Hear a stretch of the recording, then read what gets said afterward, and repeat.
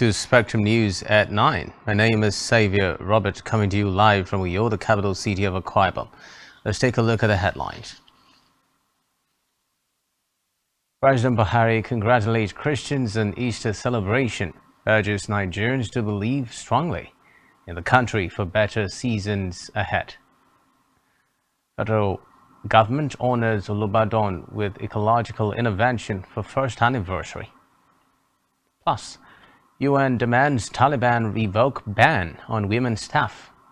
Details of these stories and more in a moment.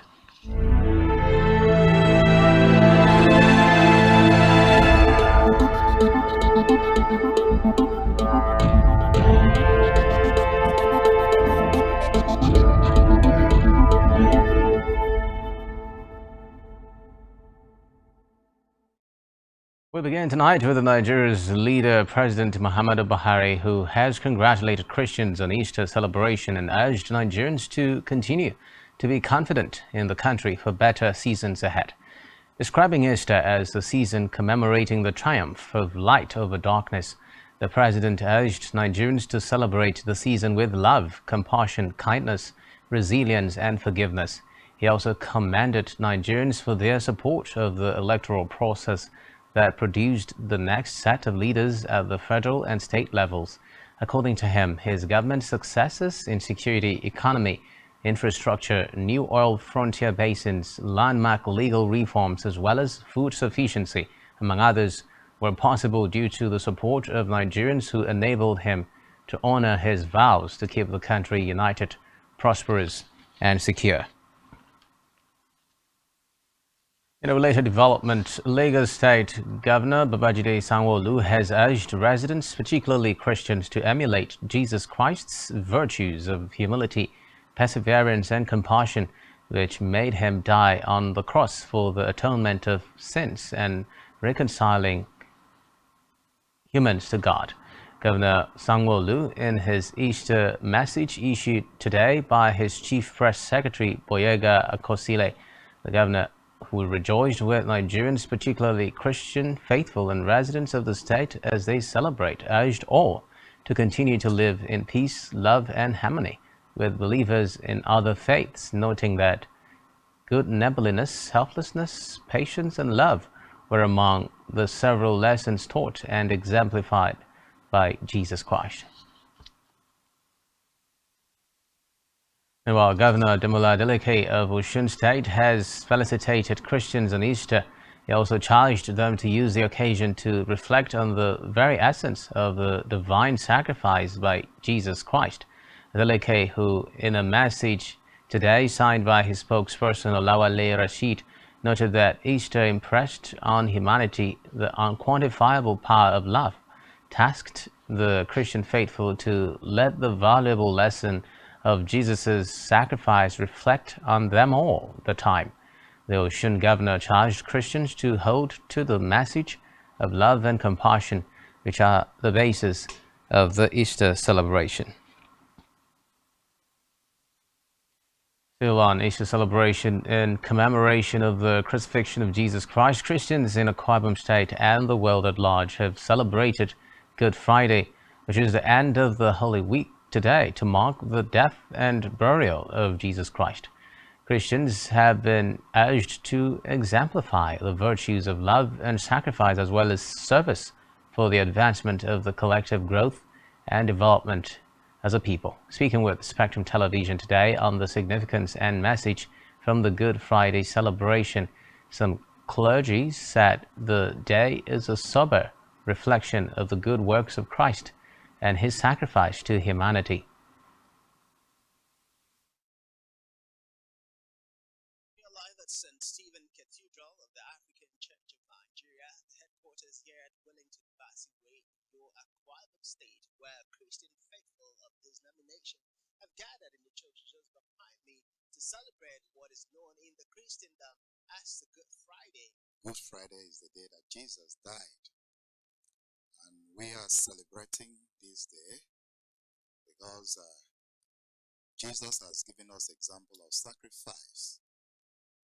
In fact, I think the theme of today is the power of sacrifice, which we are all lacking in our generation. The society is lacking, the church is lacking, families are lacking, and we could see the adverse effects of a lack of sacrifice in our lives.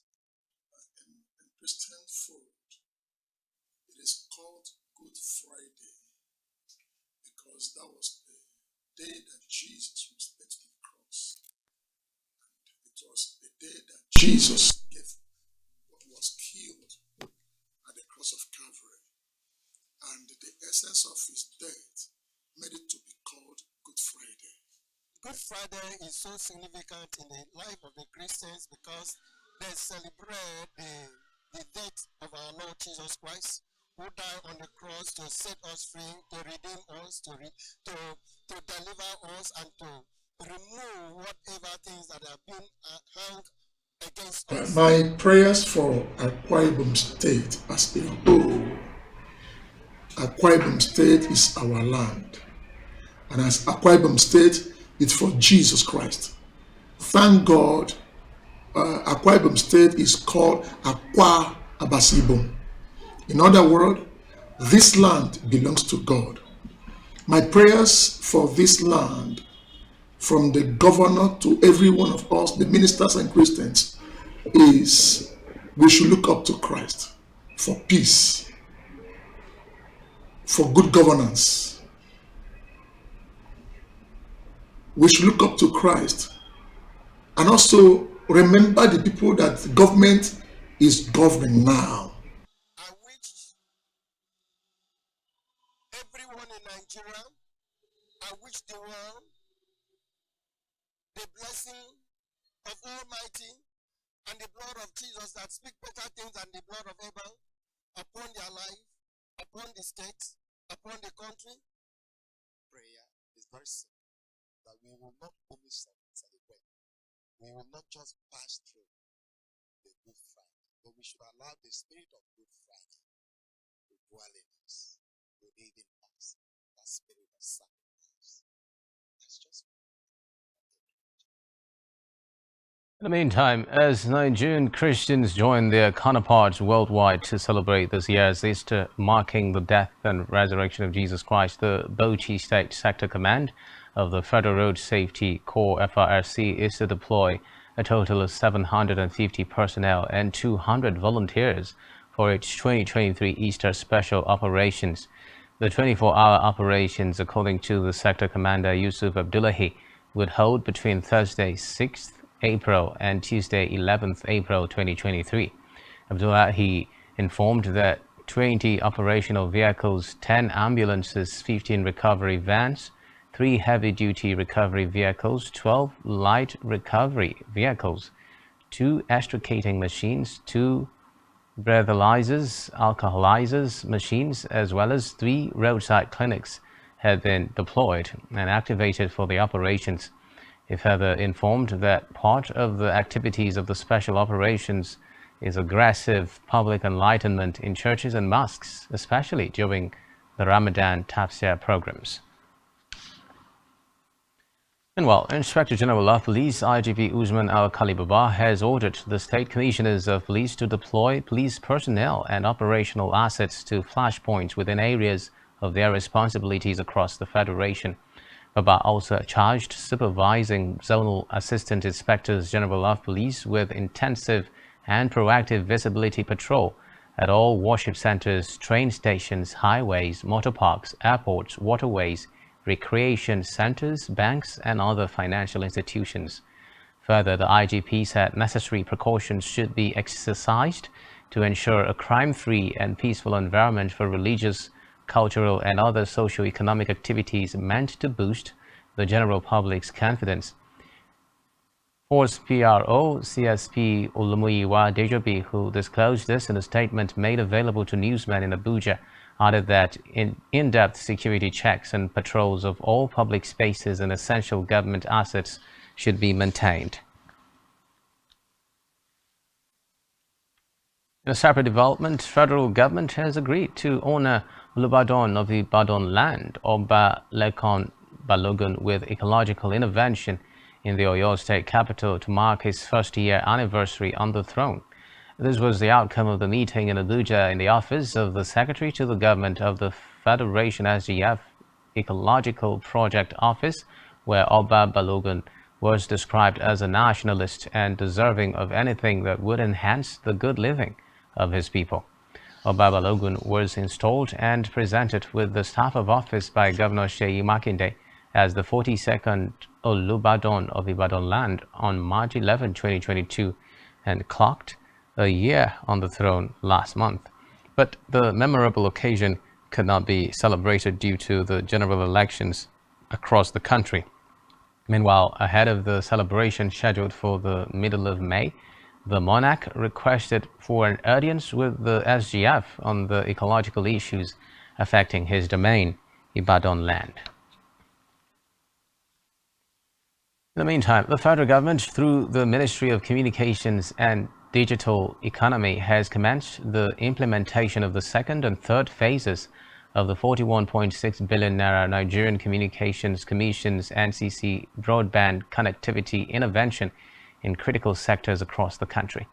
The Minister of Communications and Digital Economy, Issa Pantame, stated this while presenting a letter of award to the beneficiaries in Abuja. The minister noted that the first phase had been implemented 80% after the Federal Executive Council approved the intervention on 29 March 2023. According to him, the funds for the interventions were internally generated revenue from the NCC, adding that the second and third phases of the broadband connectivity would provide services to 49 higher institutions of learning, 20 airports, and 6 markets. In the meantime, the federal government has expressed dissatisfaction over the poor number of women in innovation and technology, lamenting that only 30% of the technological space are owned by women. Minister of Women Affairs Paul Talent stated this while addressing women in the National Women's Conference in Abuja. According to her, Nigeria's information and communication technology ICT sector has contributed 18.44% to Nigeria's gross domestic product GDP in the second quarter of 2022, and the industry is projected to experience more leap in the future. The minister called on all stakeholders from the public and private sectors to focus on developing digital tools and services that will address the needs of all women and girls across sectors, especially in education, health, economic empowerment, and engagement in public life, and to ensure that women and girls have access to digital literacy and skills throughout their life course. From the Green Chambers now, where the House of Representatives has urged the federal government to implement policies that will enhance the capacity of Nigeria's creative industry as a major revenue earner. At the plenary, the House also urged the Minister of Information and Culture, Lai Mohammed, to, as a matter of priority, create and execute policies to strengthen the creative industry. Following the adoption of a motion moved by a member, Sheena Pella, the House further urged the federal government to increase the budgetary allocation of the Ministry of Information and Culture in the 2024 budget estimate for optimal performance. Pella noted that as the country seeks to diversify its economy from dependence on oil revenues, the creative industry, based on its current economic value, provides a veritable incremental source of employment, revenue, and growth. Still from the Green Chambers, the House of Representatives has passed 2 bills seeking to increase the number of judicial officers in the Court of Appeal and the Federal High Court, as well as legalize virtual appearance and proceedings in the courts. The House raised the number of justices in the Appellate Court from 90 to 100, while the number of judges at the Federal High Court was increased from 100 to 150. Reports say the bills have passed third reading at the plenary. In the meantime, the House of Representatives Speaker Femi Gbajabiamila has met with members interested in succeeding him.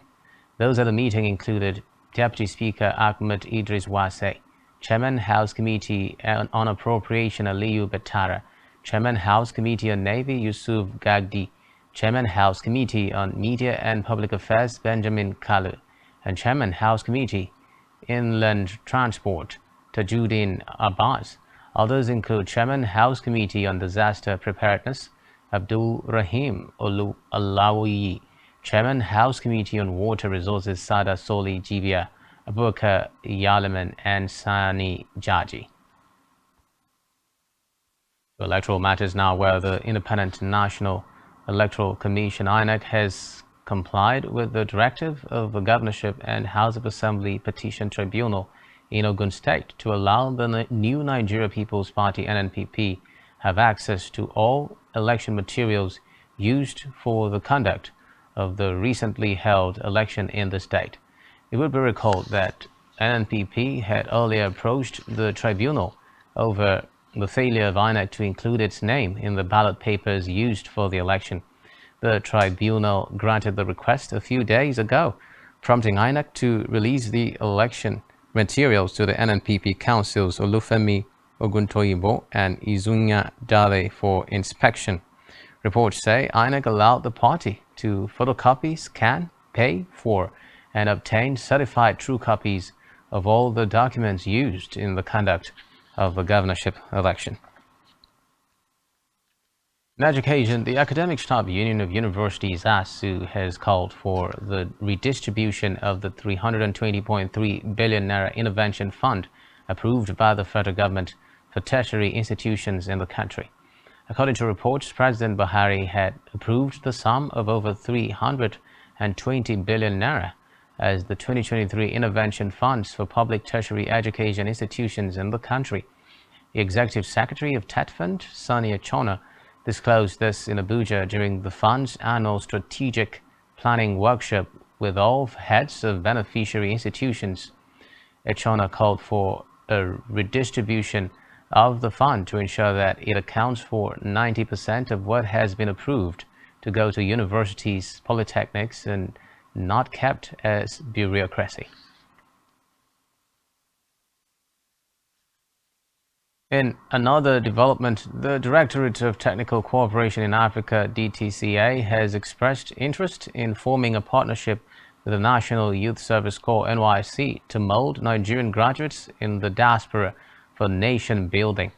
Speaking during a courtesy visit to NYSC National Directorate headquarters in Abuja, Director General of DTCA, Rabiu Dagari, stated that many Nigerian graduates living outside the shores of the country were eager to return to Nigeria to contribute their quota to the development of the nation. He appealed to the scheme management to facilitate the process, adding that the agency, in conjunction with African Development Bank and the Nigerians in Diaspora Commission, had identified many other areas of collaboration that the NYC could tap into, and promised that his office would fashion out ways of making them feasible. In his response, the Director General of the NYC, Yushal Ahmed, assured the agency that the scheme will key into the DTCA's proposal after studying it in line with the NYSC Act. Still to come in the news. U.S. jobs growth cools in March. Do stay with us.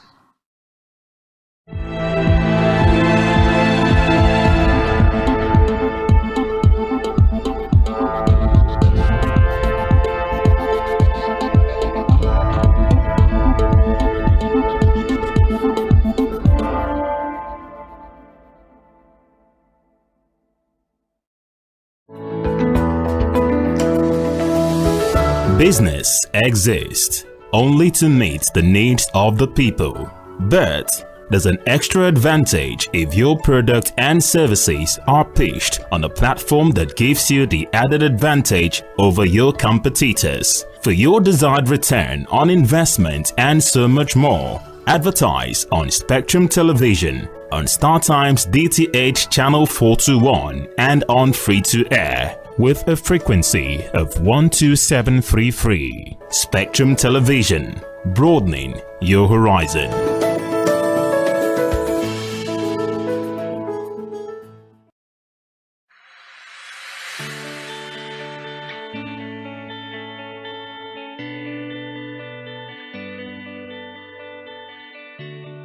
Every day, we bring you up-to-date information on topical issues affecting the common Nigerian, from issues on politics, hello Nigeria, I remain committed. security,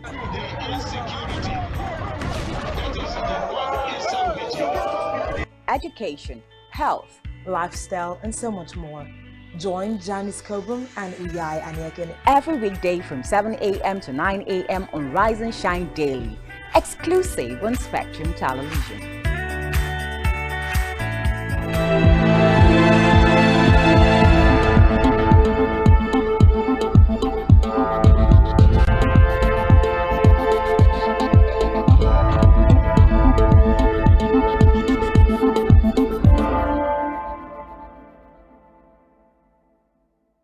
Many thanks for staying tuned. Now in Africa, former Mauritanian President Abdelaziz has pleaded not guilty to charges of illicit enrichment on which he began to be questioned by a Nouakchott court.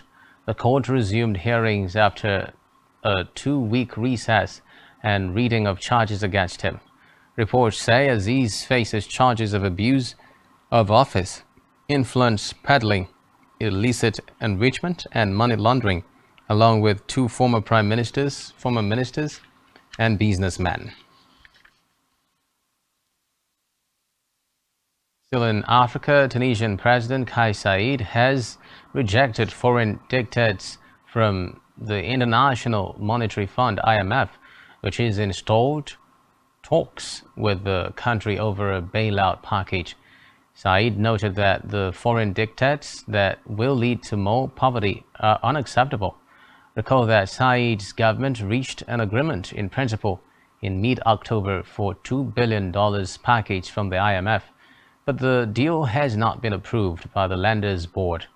Meanwhile, the IMF has pushed Tunisia to remove state subsidies on basic goods, particularly fuel. Elsewhere, a Ugandan government minister, Mary Goretti Kitutu, who has been remanded in custody in connection with a corruption scandal involving the theft of thousands of metal roofing sheets, has pleaded not guilty in court. Kitutu, the minister of the northeastern Karamoja region, was denied bail and will spend Easter weekend in jail. According to reports, the metal sheets were intended for vulnerable communities in Kitutu's region. Officials say at least 10 other government figures, including the vice president, the prime minister, and the speaker of parliament, received some of the stolen roofing sheets. Meanwhile, the prime minister has apologized and urged other officials to return the sheets. But President Yoweri Museveni has called for the prosecution of all those involved. Meanwhile, Togo's parliament has extended for 12 months the state of security emergency in the Savannahs region in the far north of the country to help prevent incursions by jihadist groups across the border with Burkina Faso. Decreed in June 2022 by President Faure Gnassingbe, the state of emergency ended a few weeks ago after a first extension of 6 months in September. Reports say Togo's parliament voted to extend the measure for another year. A state of security emergency allows security forces and local authorities more flexibility to take urgent measures to combat threats from militant groups. Reports say Togo is a small country in West Africa sandwiched between Benin in the east, Ghana in the west, and Burkina Faso in the north. The foreign scene now. The French judiciary is launching a probe into the controversial expulsion of a Chechen dissident, Magomed Gadaev, back to Russia, where he was subsequently jailed. Gadaev, a prominent opponent of pro-Kremlin Chechen strongman Ramzan Kadyrov, was expelled from France in 2021 to the dismay of rights activists. Supporters described him as a dissident in danger in Russia, but the French Interior Ministry insisted he posed a threat due to alleged radical Islamist tendencies and needed to be deported. Meanwhile, a judge from the Crimes Against Humanity section of the Paris court has now opened an investigation into a complaint filed by the Human Rights League (LDH), as well as Gadaev's wife and children. Still on the foreign scene, surrounded by spring flowers and the ruins of their family homes near Israel's border with Lebanon, Christians gathered today to ensure their Easter tradition survived decades after the destruction of their village. There had been doubts the pilgrimage will happen at all after militants in Lebanon and the Israeli military had traded fire across the nearby frontier hours earlier. But as people burned incense beside their relatives' tombs, Father Sohail Khoury recounted the importance his community attached to returning to the Palestinian village of Ikrit. Elsewhere, Israeli military has reportedly carried out airstrikes on targets belonging to the Palestinian militant group Hamas in southern Lebanon and the Gaza Strip. The military said the attacks were a response to a barrage of 34 rockets fired from Lebanon into northern Israel, which it blamed on Hamas.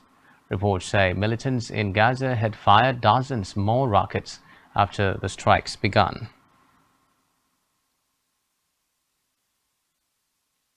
In the meantime, top UN officials have warned that a Taliban government ban on Afghan women working for its mission in the country would violate the world body's charter and demanded it be revoked.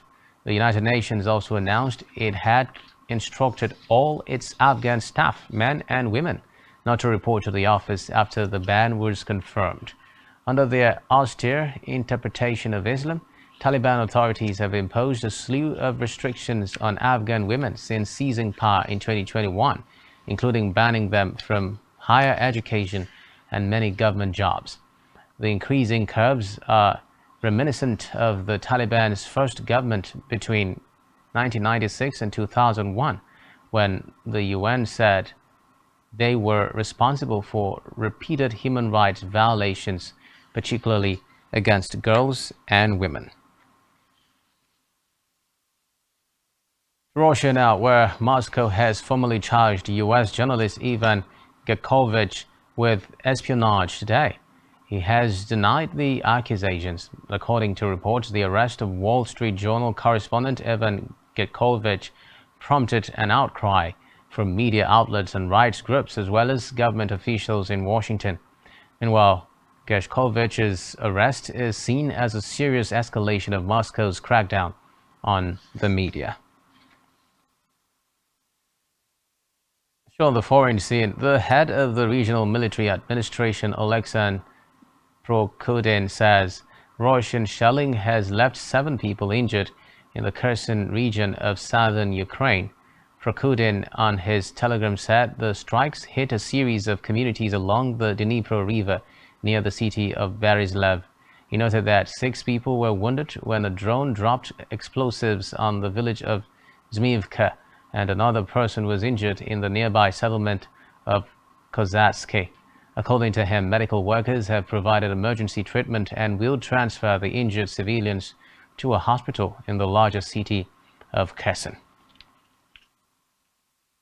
Elsewhere, French prosecutors are seeking to try 14 people over the beheading of a teacher by an Islamic extremist in 2020, a crime that allegedly shocked France. According to reports, the most serious charges, complicity in a terrorist murder, have been recommended for 2 friends of the Chechen refugee who murdered teacher Samuel Paty after he showed pictures of the Prophet Muhammad to his pupils. The National Terror Crime Prosecutor's Office has also recommended charges against 6 other adults and 6 children for alleged offenses linked to the killing in the Paris suburb of Conflans-Saint-Honoré. Meanwhile, the murderer, 18-year-old Abdullah Anzorov, reportedly was shot dead by police at the scene. In the meantime, deforestation in Brazil's Amazon rainforest in the first quarter of 2023 was one of the worst on record, according to official figures released today. Those figures show the scale of the task facing leftist President Luiz Inácio Lula da Silva just 100 days into his return to power. Satellite images from the International Space Investigations Institute show 356 square kilometers of forest had been destroyed in March in the Brazilian Amazon. Now it's time for the latest business and stock market stories. We have Blyden Okam standing by.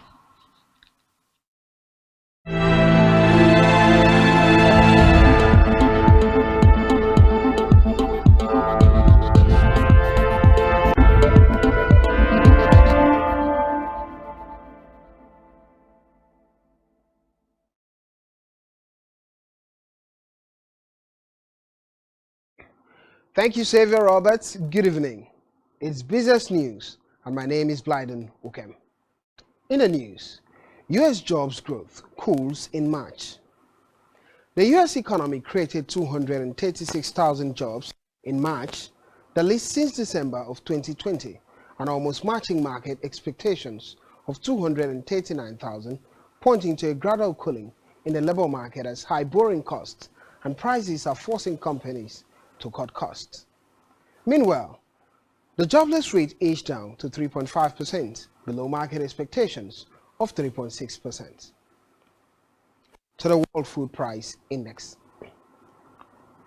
The FAO Food Price Index dropped for a 12-month to 126.9 points in March 2023, hitting the lowest level since July 2021 and down 20.5% from the record hit in March 2022.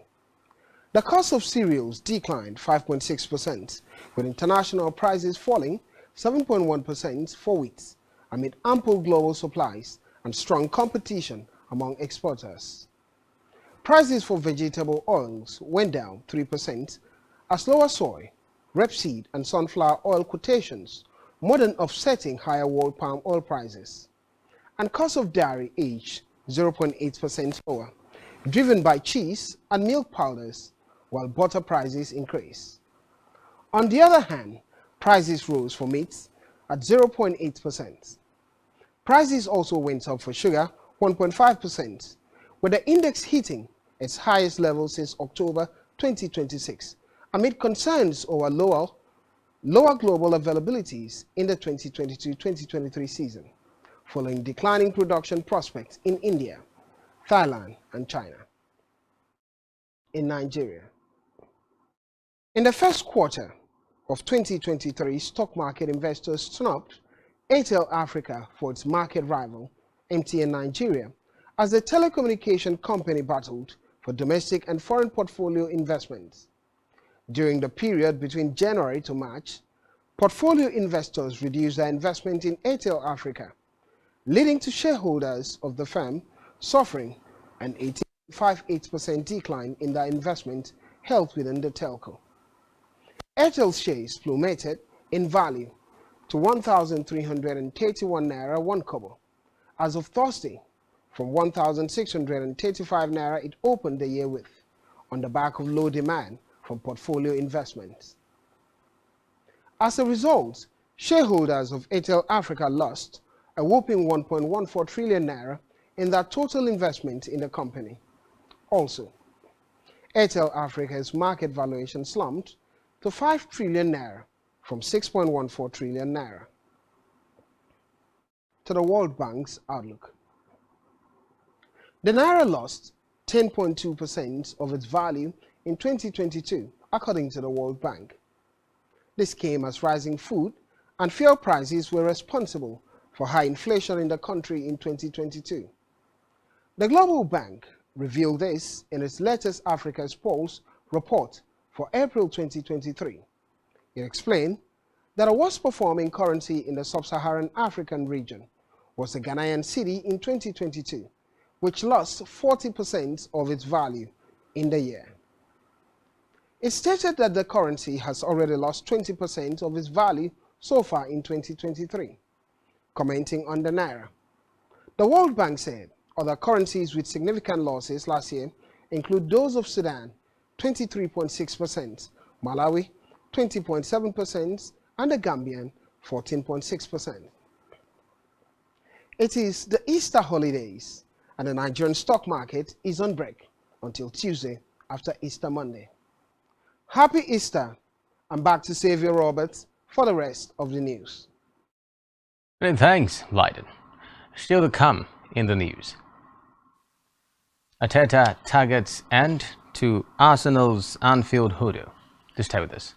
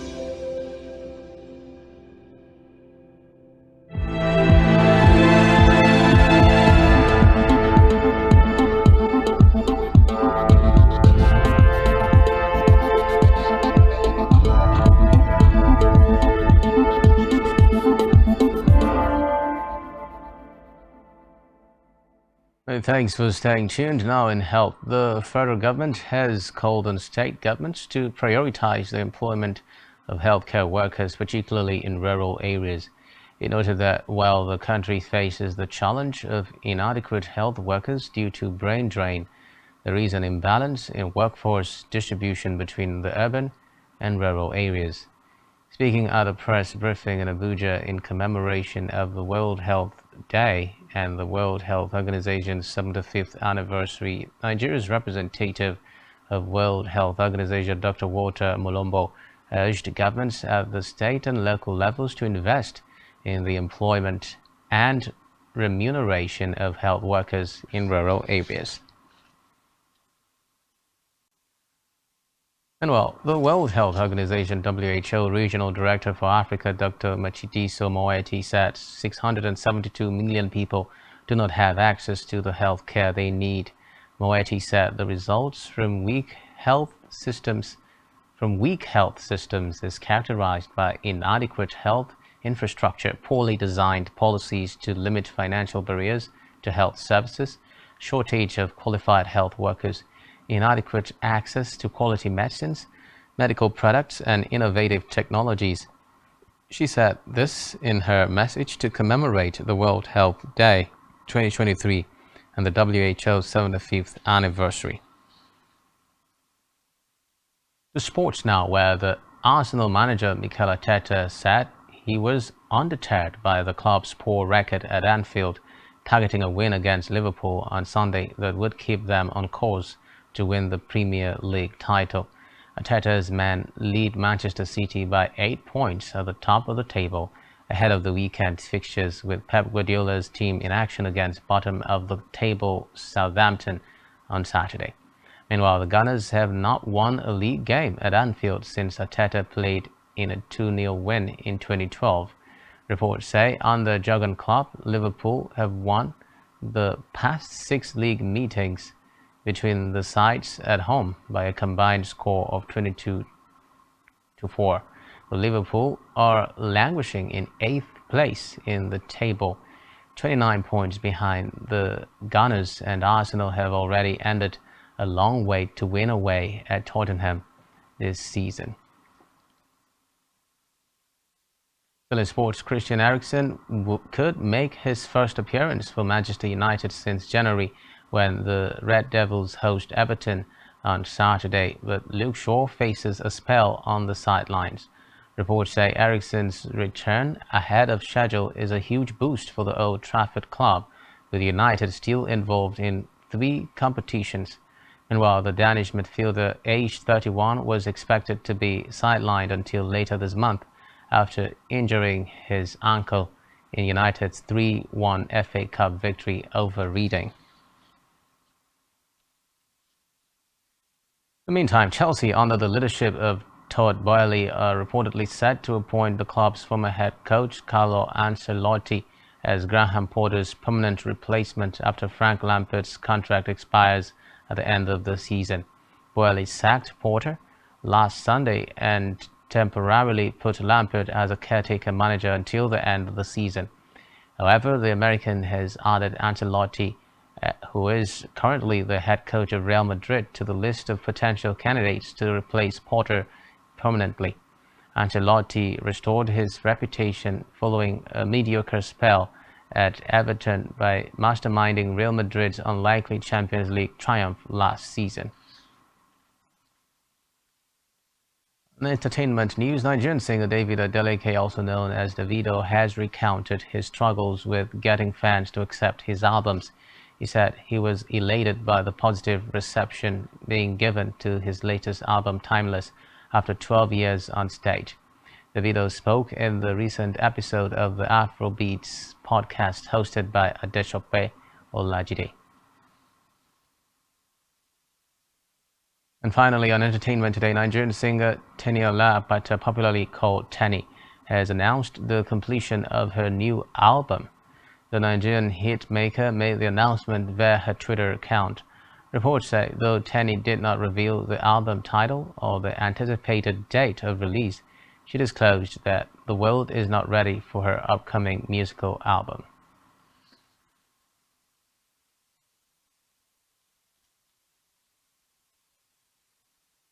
And that's all we have for you at this time. Do ensure to follow us on social media and subscribe to our YouTube channel, all of which you can find on our website, spectrumtv.ng. You have been watching Spectrum News at 9. My name is Xavier Robert, wishing you a terrific weekend. Good night and happy Easter.